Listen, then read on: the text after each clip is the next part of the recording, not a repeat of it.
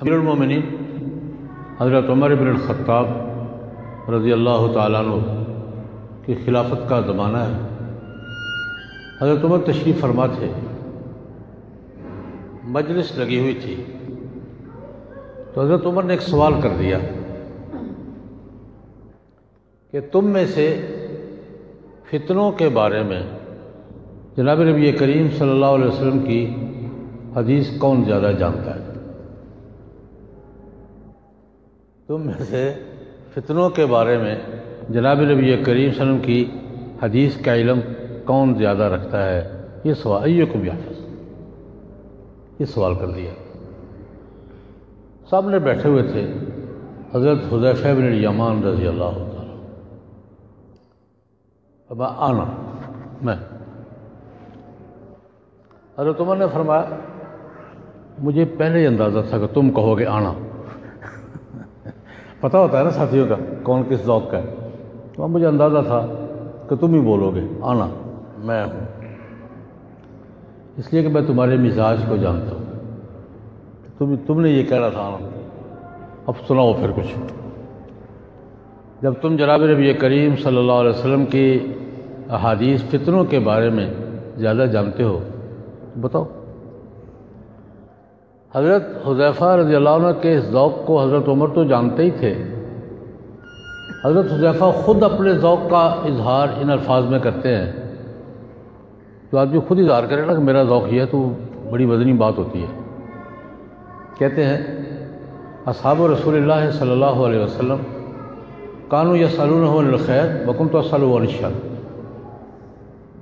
صحابہ کرام رضوان اللہ علیہم اجمعین جب جناب نبی کریم صلی اللہ علیہ وسلم سے پوچھا کرتے تھے تو عام طور پہ خیر کی باتیں پوچھا کرتے تھے، اور میں جب بھی پوچھتا تھا شر کی بات پوچھتا تھا۔ شر کی بات یعنی شر کے بارے میں۔ یہ اپنا فرق بتاتے ہیں کہ میرا ذوق یہ تھا کہ صحابہ کرام باقی کانوا یسألونہ عن الخیر تو خیر کی باتیں پوچھا کرتے تھے، اور میں شر کی باتیں پوچھا کرتا تھا، یعنی شر کے بارے میں، فتنے کیسے پیدا ہوں گے، کیسے کھڑے ہوں گے، کیا ہوگا، کیسے نمٹیں گے، فتنے آئیں گے تو ہم نے کیا کرنا ہے، یہ باتیں پوچھا کرتا تھا۔ چنانچہ احادیث میں جو فتن کے ابواب ہیں ان میں زیادہ روایتیں بھی حضرت حذیفہ سے ہی ہیں رضی اللہ تعالیٰ۔ تو حضرت عمر نے کہا کچھ بتاؤ پھر۔ تو انہوں نے کہا کہ انسان کو شخصی طور پر فتنوں کا سامنا ہوتا ہے، گھر میں ہوتا ہے، معاشرے میں ہوتا ہے، تو اس کا کفارہ تو نماز روزہ بن جاتے ہیں۔ انسان کو غلطیاں ہو گئی ہیں، گناہ ہو گئے ہیں، تو نماز کفارہ بن جاتی ہے، روزہ کفارہ بن جاتا ہے، صدقہ کفارہ بن جاتا ہے، اعمال صالحہ کفارہ بن جاتے ہیں۔ حضرت عمر نے فرمایا میں یہ نہیں پوچھ رہا تم سے، میں تو اجتماعی فتنوں کی بات کر رہا ہوں۔ التی تموج کموج البحر، وہ فتنے جو سوسائٹی میں یوں سر اٹھاتے ہیں جیسے سمندر میں موجیں اٹھتی ہیں۔ التی تموج کموج البحر، سمندر کی موجوں کی طرح اٹھتے ہیں اور پورے سوسائٹی کو گھر میں لے لیتے ہیں۔ ان فتنوں کی بات کر رہا ہوں، وہ کب شروع ہوں گے، ان کا آغاز کب ہوگا؟ اجتماعی فتنوں کا، پوری سوسائٹی کو اپنے لپیٹ میں لے لینے والے فتنوں کا، ان کا آغاز کب ہوگا؟ تو حضرت حذیفہ بن الیمان رضی اللہ عنہ نے کہا کہ حضرت آپ کو گھبرانے کی ضرورت نہیں ہے، آپ پریشان نہ ہوں، آپ کے اور ان فتنوں کے درمیان ایک بڑا مضبوط دروازہ ہے، اور دروازہ بھی لاک ہے، مغلق۔ آپ کے اور ان فتنوں کے درمیان بہت مضبوط دروازہ ہے، اور دروازہ بھی کیا ہے؟ لاک ہے، مغلق ہے، آپ کو پریشان ہونے کی ضرورت نہیں ہے۔ حضرت عمر سمجھ گئے کہ یہ کیا کہہ رہا ہے۔ یہ دروازہ خود حضرت عمر تھے۔ فتنوں کے راستے میں یہ مضبوط دروازہ کون تھا؟ خود حضرت عمر تھے رضی اللہ تعالیٰ عنہ۔ حضرت عمر سمجھ گئے کہ یہ کیا کہہ رہا ہے۔ ساتھ ہی سوال کر دیا، اچھا یہ بتاؤ ایفتح ام یکسر، یہ دروازہ جو ہے نا یہ کھولا جائے گا کہ توڑا جائے گا؟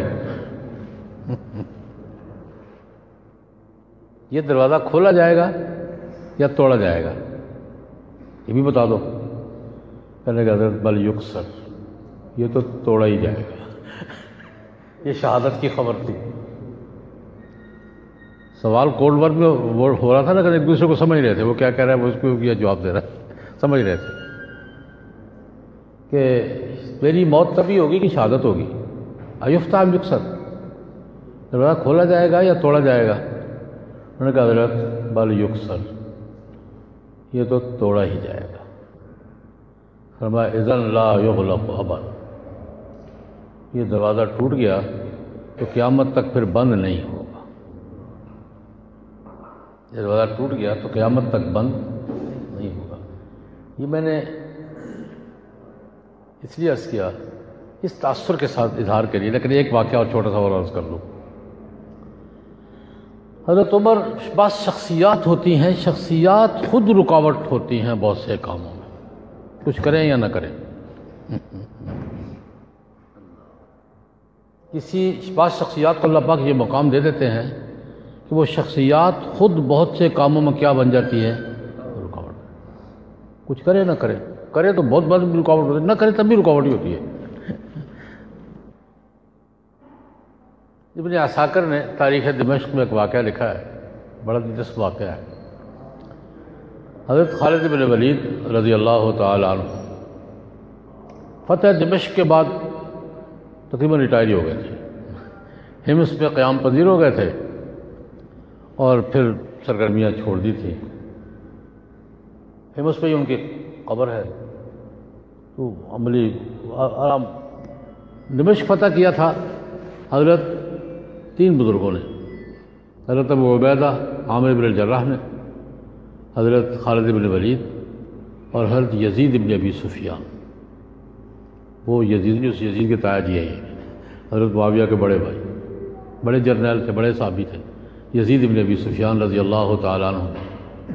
ان تین جرنیلوں نے دمشق فتح کیا تھا، ایک ادھر سے آئے تھے، ایک ادھر سے آئے تھے، ایک ادھر سے آئے تھے۔ حضرت ابو عبیدہ تو فوت ہو گئے تھے۔ حضرت خالد بن ولید رضی اللہ تعالیٰ عنہ کے بارے میں حضرت عمر کا ایجنڈا کچھ اور تھا، وہ میں عرض کروں گا۔ تو انہوں نے گورنر لگا دیا حضرت یزید بن ابی سفیان کو۔ شام کے پہلے گورنر حضرت یزید بن ابی سفیان رضی اللہ تعالیٰ عنہ۔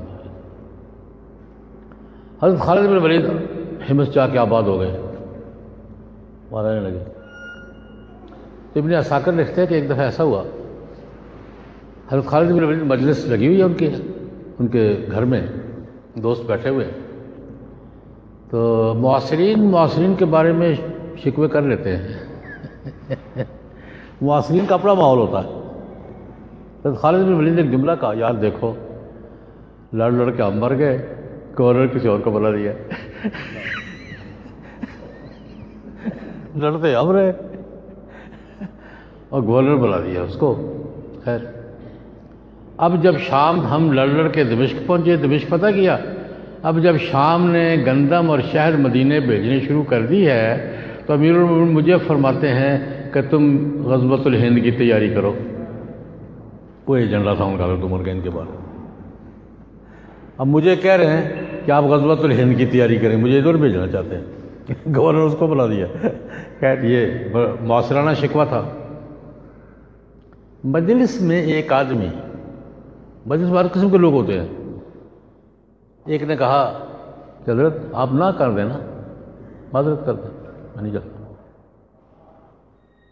وہ فرما رہے ہیں آپ کو غزوۃ الہند کی تیاری کا، آپ نہ کر دیں، میں اب نہیں کر سکتا۔ ایک اور آدمی بولا، اس طرح تو فتنہ کھڑا ہوگا بھائی، یہ کیا مشورہ دے رہے ہو؟ امیر المومنین کہیں کہ جاؤ، یہ کہیں میں نہیں جاتا، معذرت، فتنہ کھڑا ہوگا۔ یہ باتیں بے تکلیف دوستانہ ماحول میں ہو رہی ہیں۔ جب اس نے کہا نا اس طرح فتنہ کھڑا ہوگا تو خالد بن ولید سیدھے ہو کے بیٹھ گئے۔